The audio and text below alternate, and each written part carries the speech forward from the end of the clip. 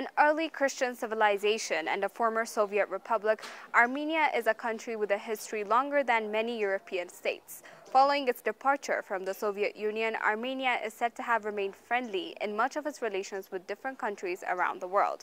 And with Ethiopia, these relations go a while back. Centuries, in fact. Rooted in the Orthodox Christian Church, these relations have taken on different forms throughout the ages. And in the 21st century, we have different signifiers of that fact. Hello and welcome to Diplomatic Insights. I am Kirana Baina. For today's episode, I have come to the Armenian embassy here in Addis Ababa, Ethiopia, to look into Armenia's foreign relations in general and with Ethiopia in particular. I'm going to be sitting down with the ambassador of the Republic of Armenia to Ethiopia, and we're going to be looking into these matters and more. Do stay with us.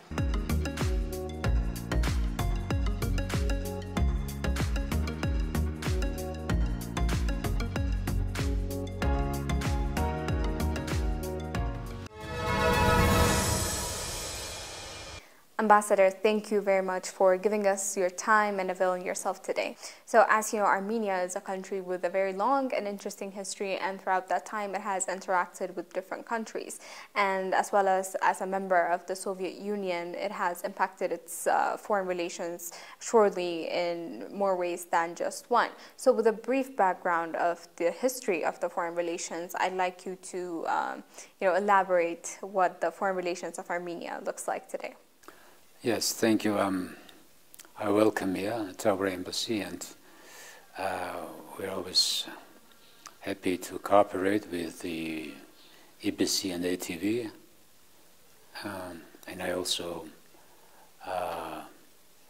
convey my best wishes to your esteemed audience. Yes, Armenia, actually, yeah. The tricky thing about Armenia is that Armenia, like you said, is a very ancient nation. And here, when we started our relations with the Ethiopian statehood. But at the same time, as a state, it's relatively young, because we regained our independence back there in 1991 or 2, it depends how you, which is your starting point, when the Soviet Union collapsed. Before that, we lost our, we haven't had statehood for more than 700 years. Now. So in this regard, yes, we are a new state, a new nation state, since 1992. And since we proclaimed our independence, our foreign policy was based on the principles of international law. Of course, the foreign policy, first of all, above all, serves as a tool to secure development. The development of the country, to provide conducive conditions for dynamic development, be it social or economic or cultural, whatever. So that's why we were trying to establish good neighborly relations with the countries of our region, with other countries whom we were traditionally, referring to, such as European countries, Europe as this phenomenon, and also Russia, our long-standing partner, and the United States as well, of course, and other countries. Actually, I'm just naming some important actors. Of course, France is an outstanding friend among the European friends, and I have to notice this too. Anyway. And we became member of the United Nations. We've been participating states to the Organization for Security Cooperation in Europe and other major institutions and arrangements. And so you see this was European setting, since we are civilizationally part of Europe. I would say southeastern tip of Europe, if I may so. Then once we gained independence, and even before that, we had many troubles and challenges in the region. Our two neighbors didn't like much, probably, our appearance. Anyway, still now we don't have any diplomatic relations with Turkey, and the border is sealed by Turkey, of course. And we have this war with Azerbaijan,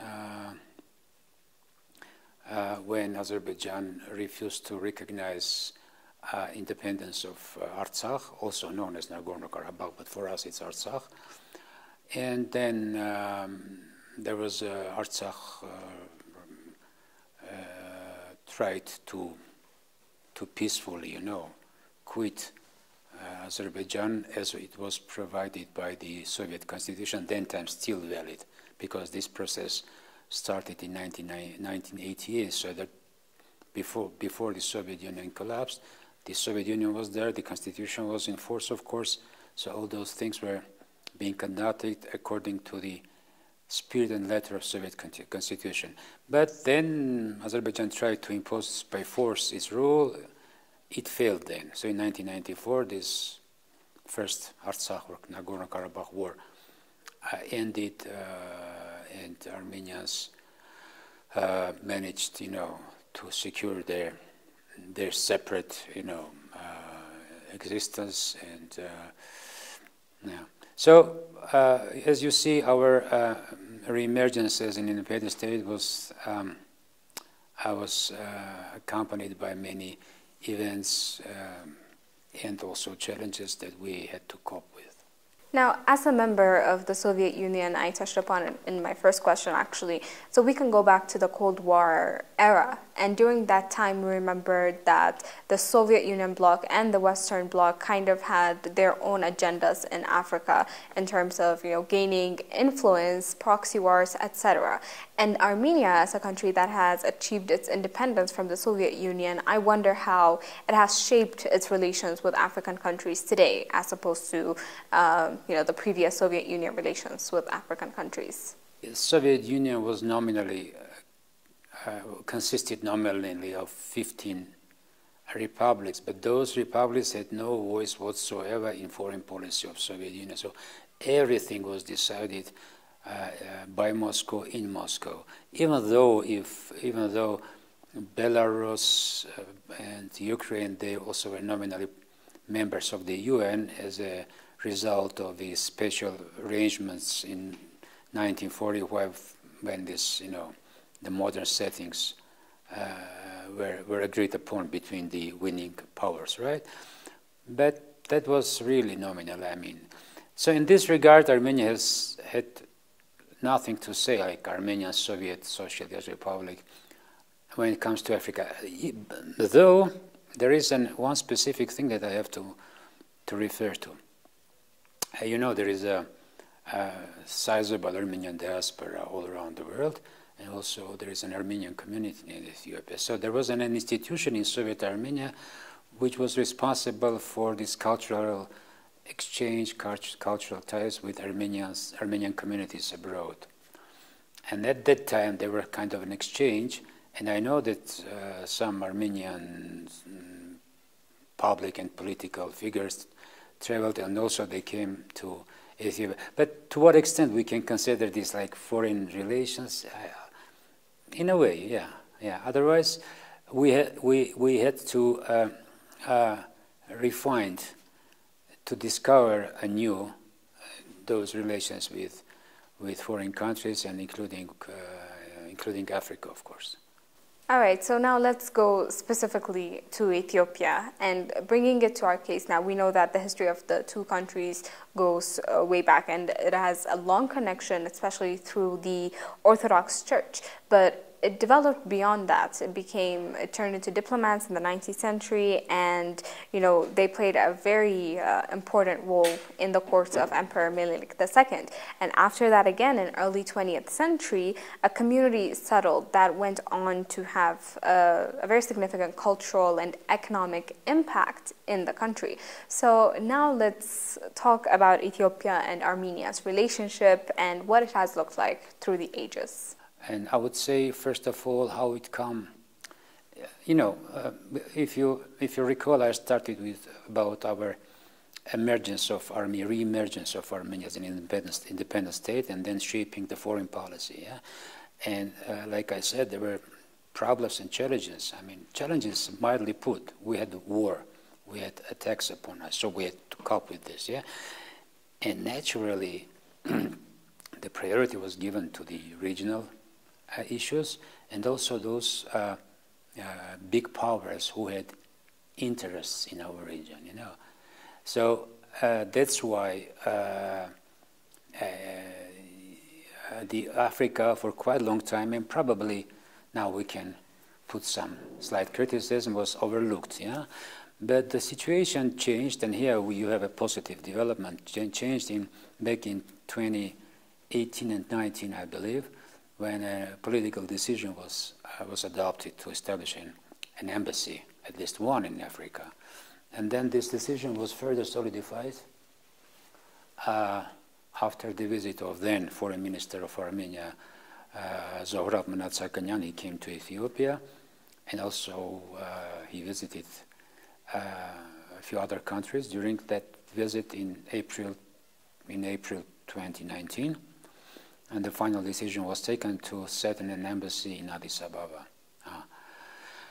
which will be, and we are talking about sub-Saharan Africa because our embassy in Cairo has quite a long history since 1992, if I'm not mistaken, of 1993 probably. But we are talking about sub-Saharan Africa now, right? So the first and still the only embassy is in Addis Ababa. Why Addis Ababa? I think the reasons are quite understandable, because Ethiopia is one of the major African countries, because it is very important politically and very dynamic economically, and because Addis Ababa is the seat for African Union headquarters, also major UN institutions, right?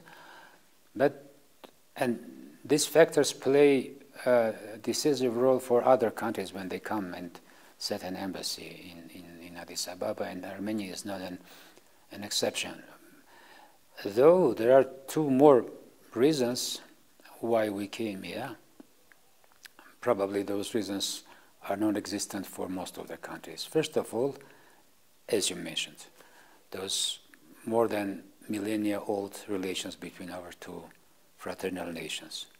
The other important reasons is existing Armenian community, you know, which has history almost as long as our relations exist, you know, so more than millennia, 1,400 something, you know.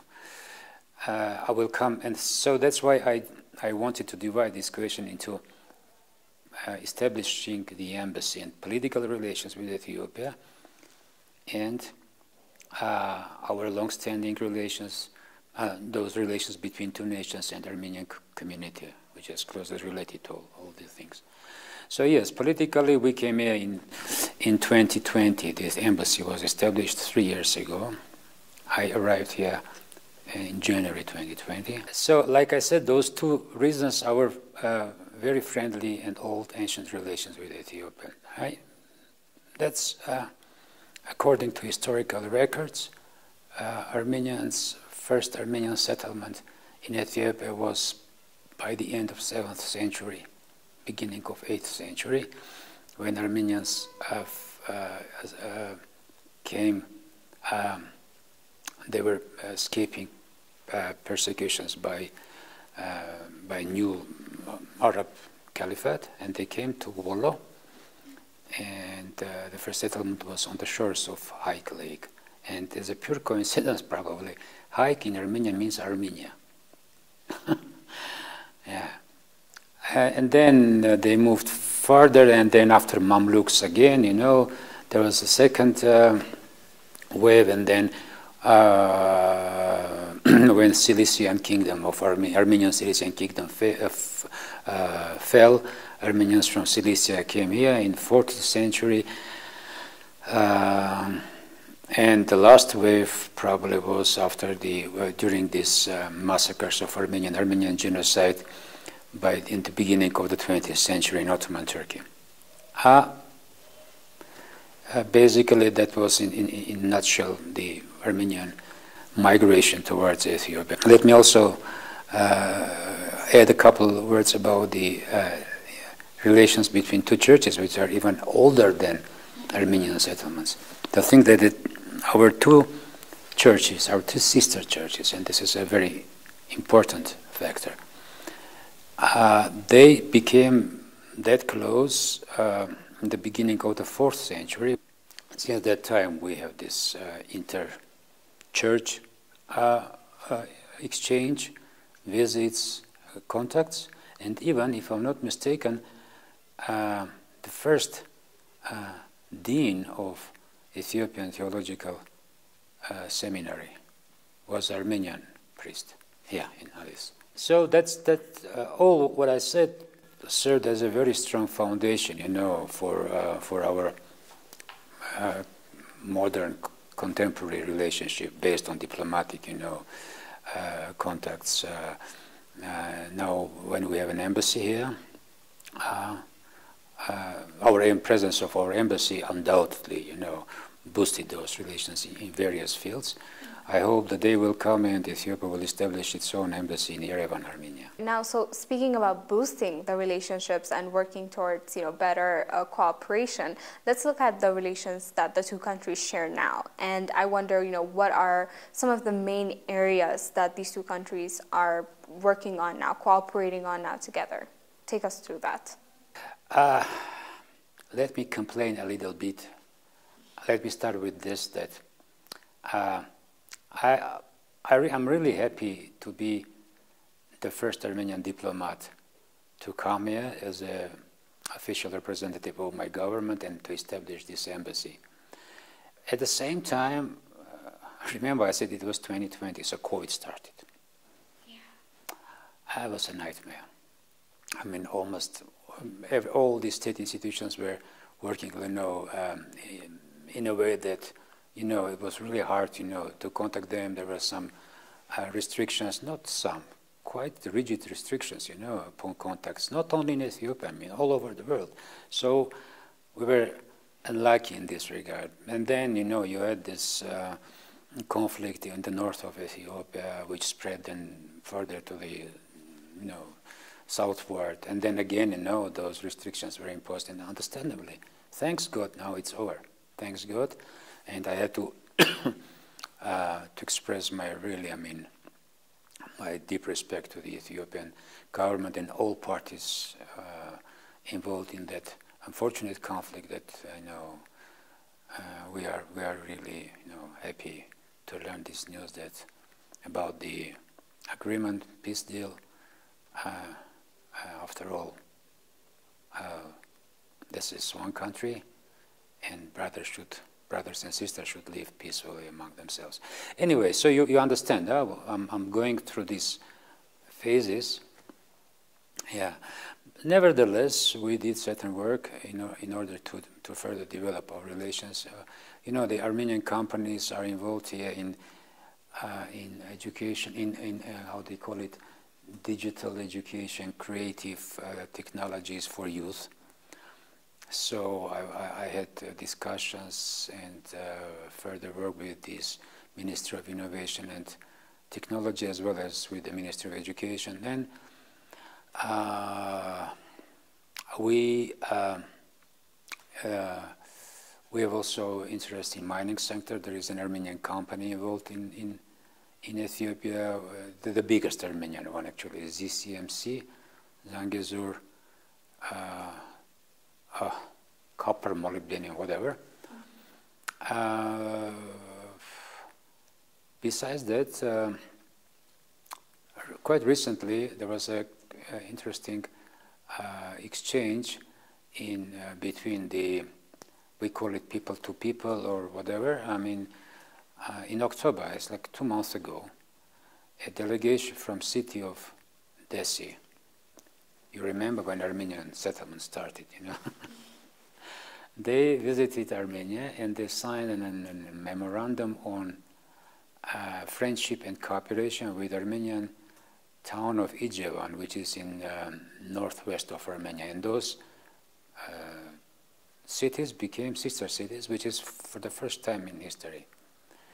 I'm really glad to accomplish this endeavor.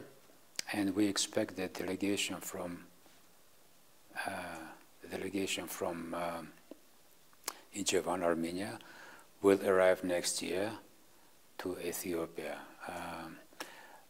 Besides that, in terms of cultural exchange in support of Armenian heritage and legacy, very recently, like again October was very, very productive month apparently.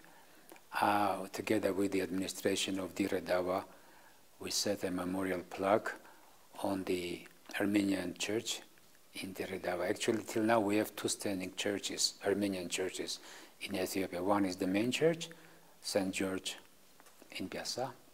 The other one is in Dire Dawa, which was built about 100 years ago. Both were built about 100 years ago. Before that, we had older churches which were, which just, decayed. There is a quite prominent Armenian-Swiss company, Web Fontaine, who 2 years ago accomplished an impressive project. Actually, they set up this automation system for your tax authority, so you can track those, cargoes coming to Djibouti and then down the road. So everything was. The other development is in the field of education. We facilitated signing of memorandum of cooperation between Addis Ababa University and Yerevan State University. So basically you see many things, not so many, but for us, quite important and significant events happened this year and last year and before. Before it was, like I said, because of COVID, it was more difficult, but we succeeded actually, and I'm proud to announce that. All right, so one of the many things that Ethiopia and Armenia actually have in common now is the strategic location that they have. And as we know, in the 21st century, foreign relations, geopolitics comes into play and has a very important role. And Armenia historically has been used as a battleground between different powers due to its very strategic, important, position now between the Romans and Persians fighting over it. We have Arabs, Turks, Russians. Now, Armenia persisted and continued to survive throughout these conflicts. But one thing we should mention now in the modern day is the case of Nagorno-Karabakh and the feud there, and the involvement of different foreign actors, we might call, and the interest that they have there. We have Turkey, we have Russia, and so now I want to ask you what projection Armenia has in terms of dealing with that in the foreign relations realm. Right. In its foreign policy, Armenia takes into full consideration the like I said, international law, but also the realities on the ground, and we understand there are huge interest vested in this region by these big powers and regional powers. And like I said, Armenia being located on the crossroads are always seen a stage for struggle between, at that time, great powers like Romans and Persians, and then Arabs came, invaded, and then others. Nowadays, actually, again, we are in the center or in the focus of this regional struggle, and like I said, we are in a not virtual, actually, eventual blockade by two our Western and Eastern neighbors, and we are technically, when we had in war with Azerbaijan quite recently, and the situation is still very, very tense. I mean, we actually, I would say that we are fighting for our survival every day. Even now, when I'm giving this interview, I'm thinking about this. I mean, because that situation is very dire now. There was a war again, the second war in 2020, when Azerbaijan attacked Artsakh, also known as Nagorno-Karabakh, and Armenia itself, Republic of Armenia, I mean. Till now, Azerbaijan occupies quite significant portions of Armenian territory right now. And then there were, after 2020, when a trilateral statement was announced, kind of a peace deal was brokered by Russia and the Russia, Armenia, and Azerbaijan signed this declaration announcing ceasefire and other provisions. Armenia was attacked by Azerbaijan on several occasions. Armenia and Artsakh, again, and the recent one was in September, which took hundreds of lives. Also many civilians died. Again, after Azerbaijan signed this agreement on cessation of hostilities. And as a very recent development, on December 12th, Azerbaijan imposed a blockade on Artsakh.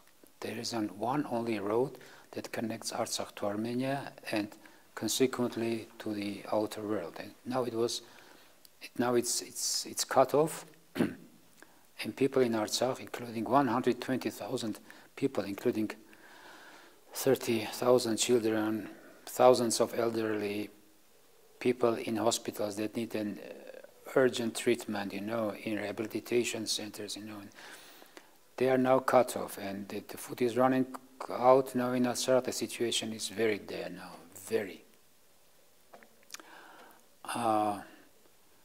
There was several days ago, I think it was 22nd of December, there was an emergency session of the Security Council of the United Nations. Almost all members of Security Council called upon Azerbaijan. Some even demanded to lift blockade. That's an inhumane policy, to condemn people to starving and cold, to strangulate this region. It didn't work so far. We hope that this pressure will yield some results. We cannot just, leave, our kids there, Armenians there, suffering that long. I do believe that we'll come to some kind of acceptable resolution. But as a matter of fact, we cannot ignore this matter, and we hope that our friends will also react to this humanitarian issue. We are not asking for political support or whatever. We're just asking, raise your voice for the sake of people suffering there. Innocent people, just because a blockade was imposed. I'm seizing this opportunity to make Ethiopian audience aware about this issue. Okay, so there's a lot of involvement from external powers or other countries in this case. We have Russia, Turkey, and of course we also have Iran. So my question now is actually, how has that foreign intervention shaped, this conflict? How has it impacted it? Russia's intervention helped to establish this ceasefire. To what extent this ceasefire is maintained is a different issue. But as a matter of fact, Russia brokered a deal on November the 9th of 2020, after which this war was stopped at some point. Okay, Azerbaijan again breached many provisions many times. It's still breaching the provisions of this statement, trilateral statement, and also norms of humanitarian law, like I said. But yes, Russia played a very important role. Unfortunately, the peacekeepers stationed there cannot do anything so far, hopefully so far, to lift this blockade. They're trying to convince Azeris, but Azeris are deaf to those calls by the Russian peacekeepers and also other governments, foreign governments. But there are also other important actors in this region, not only Russia and Turkey. Iran is very important, our neighbor, our southern neighbor. And that interesting thing about Iran is we have more than 2,000 years of recorded relations with Iran. These two ancient countries existing till now. Iran is a very important actor here, for us especially, and for everyone, I think. There are also huge interests of European Union and European countries, France, UK, Germany, others, and of course United States, a major player in this context, of course. And we have very good relations with all of them, except of course Turkey and Azerbaijan. Very good relations, very developed in various areas. and we value those relations, of course. There were high-ranking visits this year by the U.S. Congresswoman, leader of the majority, Democratic majority, Nancy Pelosi. Other high-ranking visits from the U.S. government, UK government, the Russian government, France. And it's not a coincidence that those big major powers, US, France, and Russia, are members of the Minsk group co-chairs. I mean, there are 3 co-chairs of this Minsk group: France, Russia, and the US.